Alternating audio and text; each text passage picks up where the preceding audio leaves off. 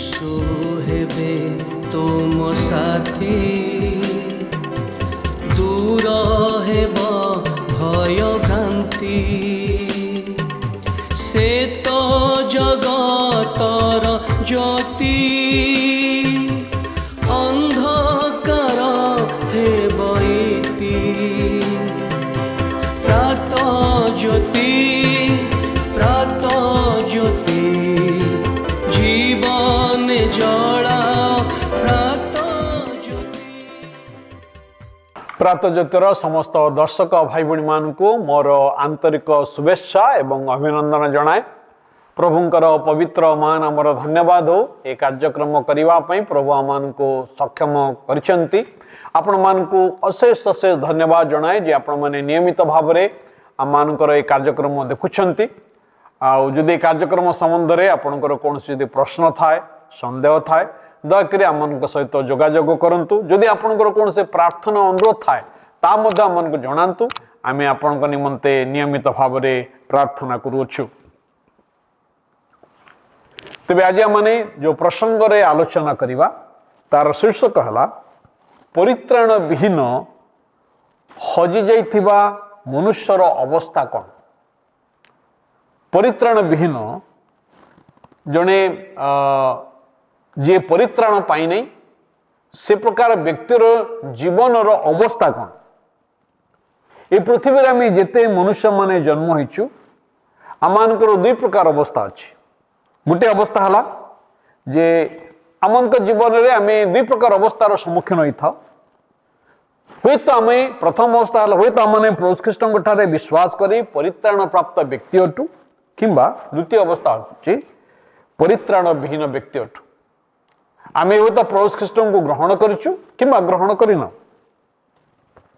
Bible ईश्वर का वाक्य अति स्पष्ट भाव में एक कथा प्रकाश करे जे जगतर सबुठारु दुखद विषय है दरिद्रता नुहे।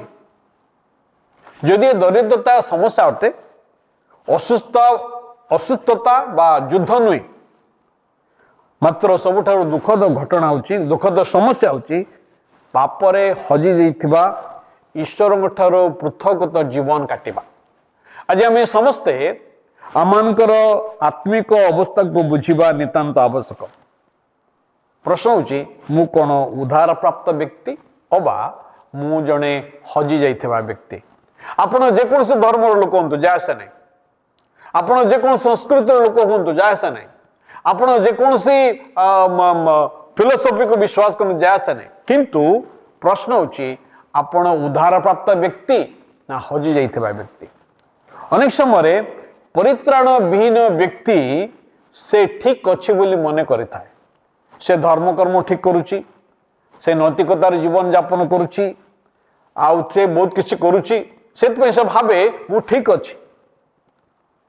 भाई भणी माने आमर प्रकृत अवस्था को जानिबा निमंते ईश्वर का वाक्य कौन कहे ता देखिबा। एक परित्राण विहीन व्यक्ति से आत्मिक भाव में मृत अटे। एफिसियो तार 2:2 लिखा जाए जो आत्मा एबे ही अनाज्ञ संतान मान कार्य साधन करुच्छी तार इच्छा अनुसार तुमने मध्य पूर्व आचरण करी अपराध और पापरे मृत थिल। जड़े परित्राण विहीन व्यक्ति से आत्मिक भाव में मृत व्यक्ति अटे। पाप आमानकर अंतरात्मा को हत्या करे। एक हजि जाइथिबा व्यक्ति शारीरिक भाव जदिओ से सुस्थ सबल थाए इंटेलिजेंट थाए एवं जड़े नीतिवान व्यक्ति ही थाई पारे किंबा एक सफल व्यक्ति ही पारे किंतु आउ से समाज रे तो सुनाम अर्जन करि पारे मात्र आत्मिक भाव में ईश्वर वाक्य को से मृत अटे। जेपरी एक डेड बॉडी से शुणी पारे नहीं देखी पारे नहीं कथा कही पारे नहीं कौन से प्रकार प्रत्युत्तर करि पारे नहीं ठीक से परी आत्मिक भाव में मृत व्यक्ति ईश्वर दया ईश्वर प्रेम ईश्वर प्रति तार कौन सी आसक्ति बा ईश्वर आत्मांकर द्वारा से चालित हवा ये समस्त विषय से बुझी पारे नहीं। भाई भणी माने एक ସୁନ୍ଦର ପୁଷ୍ପ ଯେପରି ମୂଳରୁ କଟା ଯାଇକରି ଯେତେବେଳେ ଶୁଖି ଯାଇଥାଏ, ଯଦିଓ ଅନେକ ସମୟରେ ସେ ସତେଜ ଦେଖାଯାଇଥାଏ, କିନ୍ତୁ ପରବର୍ତ୍ତୀ ସମୟରେ ତାହା ମଉଳି ପଡ଼ିଥାଏ। ହୁଏତ ଆଜି ଆପଣ ଅତି ଭଦ୍ର ଦେଖାଯାଉଛନ୍ତି, ସମାଜ ଦୃଷ୍ଟିରେ ଆପଣ ହୁଏତ ବହୁତ ଭଲ ଦେଖାଯାଉଛନ୍ତି। ଭାଇ ଭଉଣୀମାନେ, ସମାଜ ଆପଣଙ୍କୁ କିପରି ଦେଖୁଛି ତା ବଡ଼ କଥା ନୁହେଁ। ଈଶ୍ୱର ଆପଣଙ୍କର ଅନ୍ତଃକରଣର ଅବସ୍ଥାକୁ ଦେଖନ୍ତି। ଆତ୍ମିକ ବ୍ୟକ୍ତି ସେ ତାର ପ୍ରକୃତ ଅବସ୍ଥାକୁ ଜାଣିବା ନିତାନ୍ତ ଆବଶ୍ୟକ। ଦ୍ୱିତୀୟରେ, ଆତ୍ମିକ ଭାବରେ ହଜି ଯାଇଥିବା ବ୍ୟକ୍ତି ଈଶ୍ୱରଙ୍କ ଠାରୁ ପୃଥକ ଅଟେ। ସେ ମୃତ ଅଟେ, ଆତ୍ମିକ ଭାବରେ ମୃତ ଅଟେ ଏବଂ ସେ ପୃଥକୃତ ଅଟେ। ପାପର ସବୁଠାରୁ ବଡ଼ ସମସ୍ୟା ହେଲା ଦୋଷୀ ମନୋଭାବ ବା ଲଜ୍ଜା ନୁହେଁ। ଯଦିଓ ଆମେ ଯେତେବେଳେ ପାପ କରୁ ଆମେ ଦୋଷୀ ମନୋଭାବ ବା ଗିଲ୍ଟ ଆସିଥାଏ, ଲଜ୍ଜା ଆସିଥାଏ, କିନ୍ତୁ ପାପର ସବୁଠାରୁ ବଡ଼ ସମସ୍ୟା ହେଲା ଯେ ମନୁଷ୍ୟ ଈଶ୍ୱରଙ୍କ ଠାରୁ ଯେ ପୃଥକ ହୋଇଅଛି, ଈଶ୍ୱରଙ୍କ ଠାରୁ ଯେ ଦୂରକୁ ଯାଇଅଛି। ଯଦିଓ ସେ ପୂଜା ଆଉ ପାଠ ଏବଂ ଧର୍ମ କର୍ମରେ ଲାଗି ପଡ଼ିଥାଏ, କିନ୍ତୁ ଯଦି ଆପଣ ଈଶ୍ୱରଙ୍କ ଠାରେ ନାହାନ୍ତି, ଅନେକ ସମୟରେ ବାହ୍ୟ ଧର୍ମକର୍ମ କରିବା ଦ୍ୱାରା, ବାହ୍ୟ ପୂଜା ପାଠ କରିବା ଦ୍ୱାରା ଆମେ ଭାବିଥାଉ ଆମେ ଈଶ୍ୱରଙ୍କର ଅତି ପାଖ ଲୋକ, ଅତି ନିକଟରେ ଅଛୁ। କିନ୍ତୁ ଆପଣ ଯଦି ପରିତ୍ରାଣ ପାଇନାହାନ୍ତି, ଈଶ୍ୱର ଦତ୍ତ ଧାର୍ମିକତା ଯଦି ଆପଣ ଗ୍ରହଣ କରିନାହାନ୍ତି, ତେବେ ଆପଣ ହଜି ଯାଇଛନ୍ତି। ଅନେକ ବ୍ୟକ୍ତିମାନେ ସେମାନେ ଧର୍ମରେ, ସେମାନଙ୍କର ଅନ୍ୟାନ୍ୟ କର୍ମରେ ସେମାନେ ହଜି ଯାଇଥାନ୍ତି। ଲୁକ 15 ଅଧ୍ୟାୟରେ ବର୍ଣ୍ଣିତ ଅପବ୍ୟ ପୁତ୍ର କଥା ଯଦି ଆପଣ ସ୍ମରଣ କରିବେ, ସେ ପିତାଙ୍କର ଗୃହ ଠାରୁ ବହୁ ଦୂରରେ ରହିଛି, ସେ ବହୁ ଦୂରକୁ ଚାଲି ଯାଇଛି।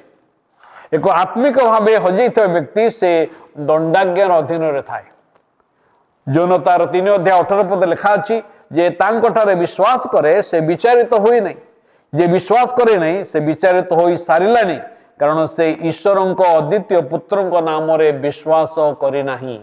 ଯଦି ଆପଣ ଖ୍ରୀଷ୍ଟ ଯୀଶୁଙ୍କ ଠାରେ ବିଶ୍ୱାସ କରିନାହାନ୍ତି, ତେବେ ପ୍ରଭୁଙ୍କର ବାକ୍ୟରେ ଏ କଥା ଲେଖା ଅଛି, ବାଇବଲ ଏ କଥା ଲେଖା ଅଛି ଯେ ଆପଣ ଦଣ୍ଡାଜ୍ଞାର ଅଧୀନରେ ଅଛନ୍ତି। ଭାଇ ଭଉଣୀମାନେ, ମୁଁ କହୁନାହିଁ, ଇଏ ମୋର କଥା ନୁହେଁ, ବାଇବଲରେ ଲେଖା ଅଛି।